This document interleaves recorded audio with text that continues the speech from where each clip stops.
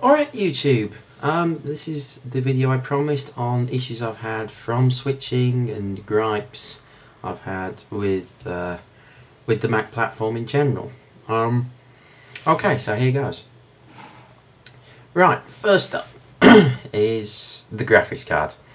Now I know in my last video I was saying the graphics performance is actually pretty good in terms of gaming, but it's good on the games I've tested so far, and Half-Life 2 and Guild Wars are not the newest of games. They're not. They're really good, and for what I need, the graphics performance is very adequate. But when you pay £950 for a computer, it feels a little cheeky, I think, getting a graphics card that costs about £70 to buy from Dabs or something like that. Yeah, it's a bit of a shame there's not more grunt in the iMac, but, you know, it's one of the issues I've had. And, yeah. Another one that I've got is the closed box design. Now, this is something that I don't have a major issue with, otherwise I wouldn't have bought an iMac, but it's something that is worth noting, and that is that apart from the RAM, nothing is entirely accessible in the iMacs. Now, if you like tinkering, like to build your own systems and mod them as time goes on, then this is probably not the system for you. For me, well, by nature I like to fix things and tinker with things and pull stuff apart.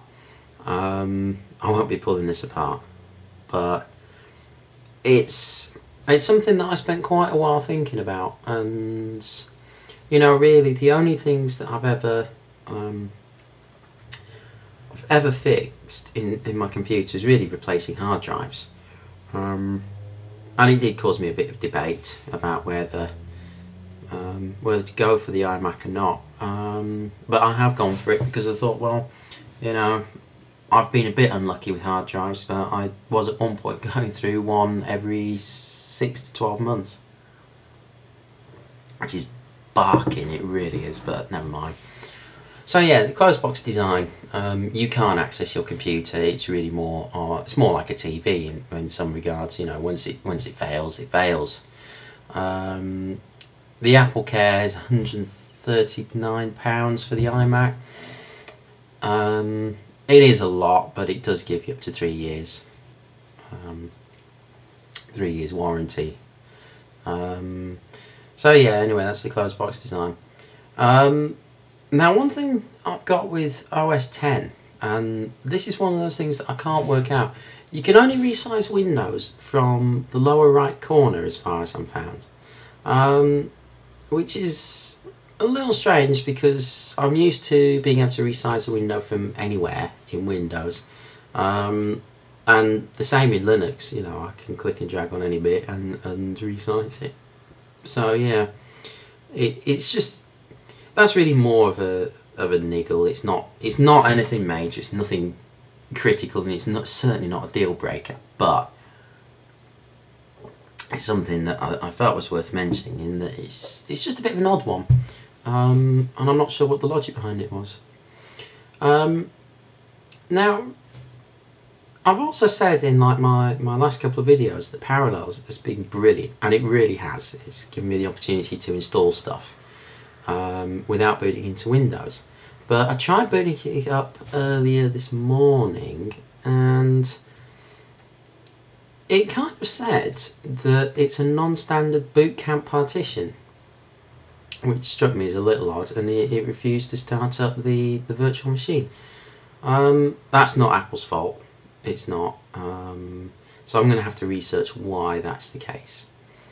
Oh yes, and this one is an OS X bug, which hopefully has been fixed. I've not installed the latest patch that's come out, so it probably is addressed in that. But basically, it's the Acacia Integral, which I told you and I've reviewed and unboxed on YouTube.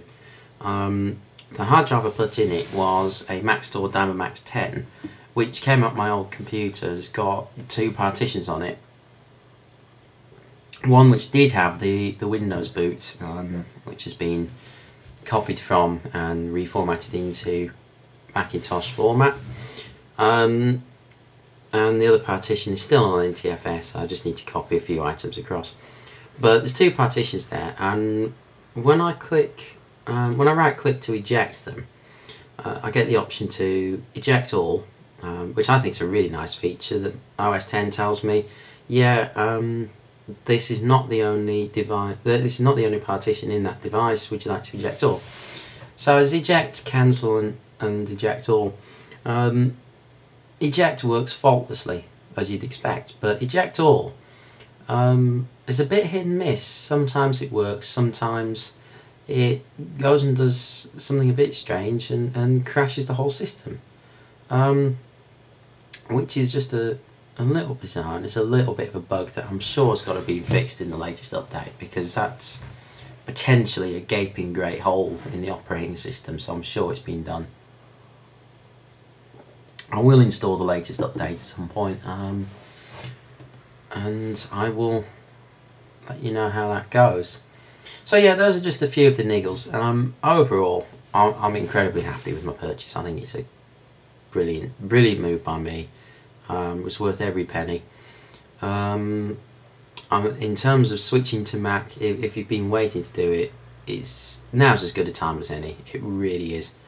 You still need Windows for games. There's no 2 ways about it. And until third-party vendors latch on to the fact that Mac OS is very much here, then I think the Windows will always be needed. I'm glad EA have started doing Windows games on OS 10. So it's one step in the right direction. But yeah, so overall I'm very happy, and that's just an outline of, after 3 or 4 weeks of use, some of the niggles that I've had. So anyway, I think that covers it. I will be doing some more videos, so stay tuned. Alright, thanks.